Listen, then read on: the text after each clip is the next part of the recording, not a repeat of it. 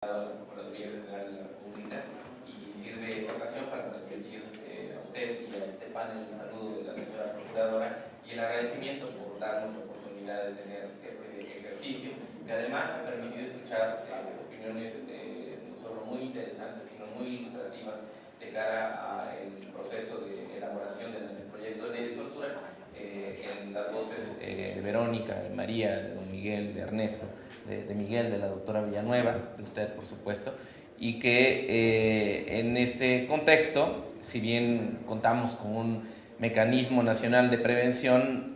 funcional, lo deseable es que construyamos las bases para que este sea lo más sólido posible y pueda reconocerse dentro del texto legislativo. Me parece que en este escenario sería conveniente referirnos un poco a el proyecto que se ha trabajado en la consulta pública para la elaboración del anteproyecto de ley general en materia de tortura y otros tratos o penas crueles, inhumanos o degradantes que lleva el Poder Ejecutivo Federal y que será puesto a consideración de este Senado de la República, en donde ha habido un punto de coincidencia, efectivamente, en cuanto a la necesidad de no solo reconfirmar los compromisos internacionales, los compromisos en materia de derechos humanos, sino también fortalecer al mecanismo. Nos ha acompañado en las sesiones el director general a cargo del mecanismo y ha escuchado pues esta opinión que se ha planteado. Quisiera referir algunas cosas referentes al anteproyecto que se está trabajando. Se incluye en un capítulo específicamente destinado a regularlo, y lo que pretende es que se garantice de manera integral la prevención de los delitos de tortura y tratos o penas crueles, inhumanos o degradantes a través de este mecanismo nacional de prevención. Esto también tiene esta mirada que ha enfatizado Ernesto del ciclo de políticas públicas que siempre es revisado, que siempre es actualizado y que además parte de no otro sentido más que la realidad cotidiana, esta realidad a la que nos enfrenta Miguel en el caso que refiere y que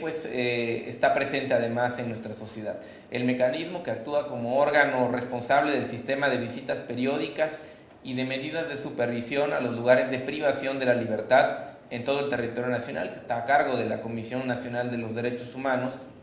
y que es presidido por el titular de la comisión y que también lo integran los titulares de los organismos de derechos humanos de todas las entidades federativas, considerando que estamos ante un anteproyecto de ley general.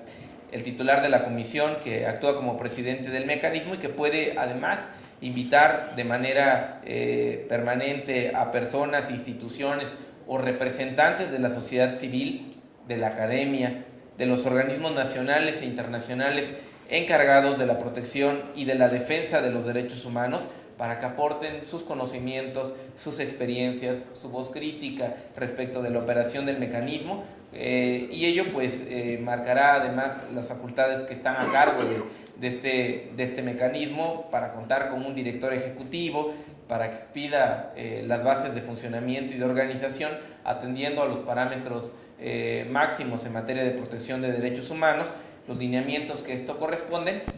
y la información estadística que se pueda contar sobre el número de personas que son privadas de la libertad, de lugares de privación de libertad, de ubicación física. Se ha subrayado en esta mesa también la necesidad de que existan indicadores. Debemos decirles que la Procuraduría General de la República, precisamente en unos días, va a presentar a la Conferencia Nacional de Procuración de Justicia un anteproyecto que establece indicadores en materia de derechos humanos que se han elaborado de la mano de la Oficina del Alto Comisionado de la ONU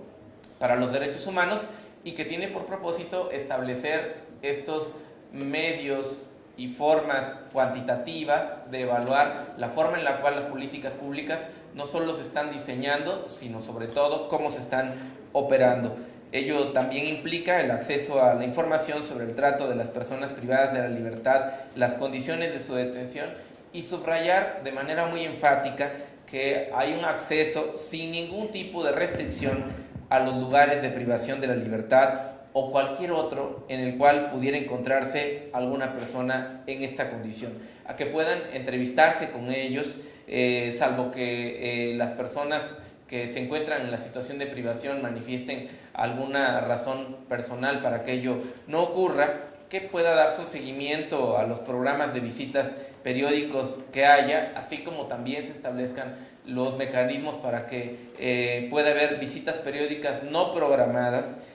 y también se pone énfasis en que se fomente la participación de las organizaciones de la sociedad civil para el desarrollo integral de las actividades que están a su cargo, y también se abra la puerta para que haya visitas de organismos internacionales a estos lugares de privación. Cuestiones operativas que tienen que ver con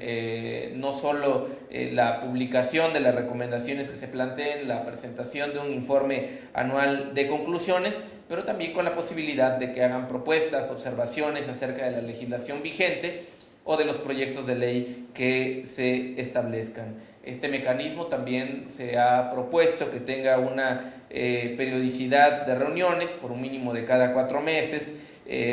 o cuando algún integrante de la comisión o un caso urgente así lo establezca. Estas diferentes medidas lo que buscan es fortalecer la forma en la cual va a funcionar el mecanismo y empatar cuestiones sustantivas propias del proyecto, como aquel que tiene que ver con las sanciones que se establecen desde el ámbito penal a aquella persona que haya participado, haya sido actor o haya tolerado los delitos de tortura y de otros tratos o penas crueles, inhumanos o degradantes. El propósito que tiene el fortalecimiento del mecanismo y la expedición de la propia ley lleva a cumplir el parámetro de regularidad constitucional que nuestra propia Constitución establece en su artículo primero, en el artículo 29, para poder establecer pues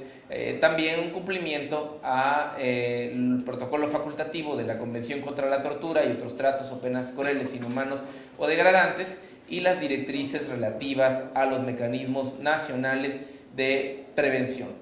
Desde la Procuraduría General de la República no me queda otra cosa más que agradecer de nueva cuenta la oportunidad de escuchar en este foro a los grandes expertos sobre esta materia, y que además son nuestros interlocutores con las organizaciones de la sociedad civil, con la propia sociedad civil, para poder escuchar sus opiniones, sus percepciones en este objetivo conjunto que comparte el Estado de contar no solo con buenas leyes, sino contar con una cultura de los derechos humanos que permita que situaciones como la tortura